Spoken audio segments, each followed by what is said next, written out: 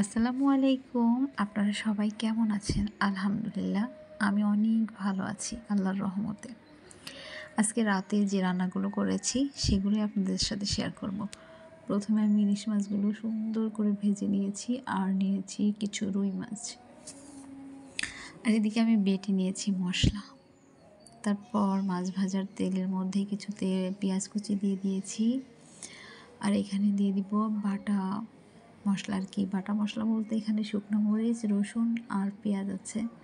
তারপরে লবণ হলুদ দিয়ে দিলাম। মানে আমি আজকে রাতে যা রান্না করছি সেটাই তোমাদের সাথে শেয়ার করছি।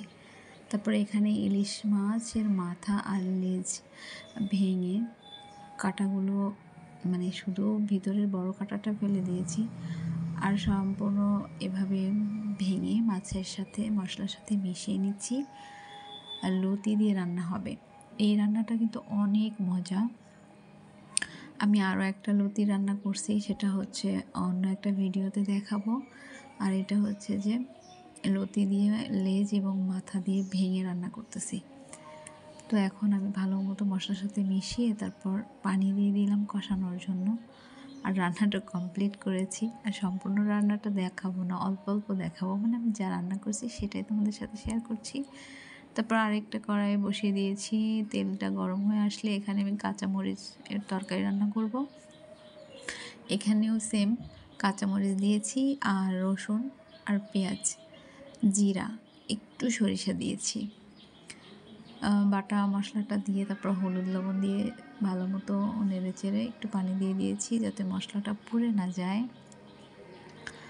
আর এখন আমি এটা টমেটো দিয়ে দিয়েছি। আর টমেটোর মধ্যে না একটু সরিষা দিলে ভালো লাগে, টমেটোর টক আর কি। এটা হচ্ছে রুই মাছ দিয়ে রান্না করব টমেটোর টকটা। এখন যেহেতু গরম পড়েছে একটু টকটক ভালো লাগে। তারপর যখন সিদ্ধ হয়ে আসবে তখন আমি ভালো মতো টমেটোটাকে কষিয়ে নিব। আর এখন তো টমেটো অনেক বেশি পাকা, এমনিতেই গলে যায়। তো ভালো মতো গলে গেলে এটা ঘন একটা টক হবে। দেশি টমেটো একটু টকটক লাগে। তো তারপর আমি এই টমেটো যেগুলো একটু আছে আমি খুন্তির সাহায্যে এভাবে ভেঙে নিচ্ছি। ভেঙে ভালো মতো কষিয়ে তারপর ঝোলের পানি দিয়ে দিব। ঝোলের পানিটা দিয়ে ভালোভাবে নেড়ে চেড়ে ঢেকে দিব।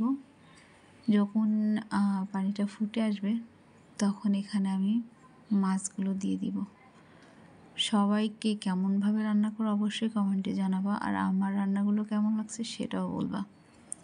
তো মাছটা দিয়ে ভালো মতো ফুটে আসছে। আর তারপর আমি ধনিয়া পাতাটা দিয়ে দিয়েছি।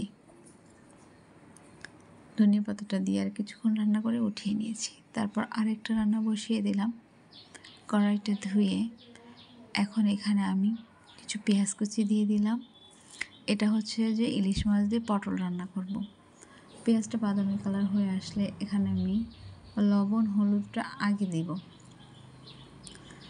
লবণ হলুদটা আগে দিচ্ছি, তারপর আমি কাঁচামরিচ বাটাটা দিলাম। দিয়ে আমি এখানে একটু পানি দিয়ে দিয়েছি, কারণ হচ্ছে এখানে ইলিশ মাছটা দেব। এতে করে হচ্ছে যে তেলের মধ্যে দিয়ে দিলে কালারটা সুন্দর আসে। আমি এভাবে রান্না করি। তো কে কে এমন করে রান্না করো অবশ্যই কমেন্টে জানাবা। তারপর এখানে যখন ফুটে আসবে তখন আমি পটল আর আলুটা দিয়ে দিয়েছি। আর পটল কার কার ভালো লাগে অবশ্যই বলবা। আমার ভালোই লাগে, খারাপ লাগে না। সব সবজি যেটা আল্লাহ জায়েজ করছে সব ধরনের খাবার খাই। কিছু মানুষ আছে সবজি খেতে একদমই পছন্দ করে না, আবার অনেকে আছে সিদ্ধ খায়। তো আমার সবজি কিন্তু অনেক ভালো লাগে। তো ভালো মতো কষানো হয়ে গেছে। এখন আমি মানে পটল আলুর মধ্যে পানি দিয়ে দিলাম। পানিটা দিয়ে ভালো মতো ফুটে আসবে। এখন আমি মাছটা দিয়ে দিয়েছি, মানে মাছটা দিয়েছি ফুটে আসার আগেই, কারণ হচ্ছে মাছ তরকারির মধ্যে দিলে একটু ভিতরে ঝোলটা না গেলে না একদম ভালো লাগে না খেতে। তারপর আমি ইলিশ রান্না করলে ধনিয়া পাতাটা স্কিপ করি। আমার মনে হয় যে জিরা বাটাটা বেশি যায় ইলিশ মাছের সাথে, তার ফ্লেভারটা ভালো আসে। আর ধনিয়া পাতাটা দিলে ইলিশ মাছের ফ্লেভারটা একদমই পায় না। রান্নাটা হয়ে গেছে। আমাদের আজকের রাতের খাবার এই যে টমেটো আলু দিয়ে পটল দিয়ে ইলিশ মাছ, লেজ আর মাথা দিয়ে ইলিশ মাছের কচুরলতি তোমাদের সাথে শেয়ার করতে পেরে অনেক ভালো লাগছে। সবাই খুব ভালো থেকো।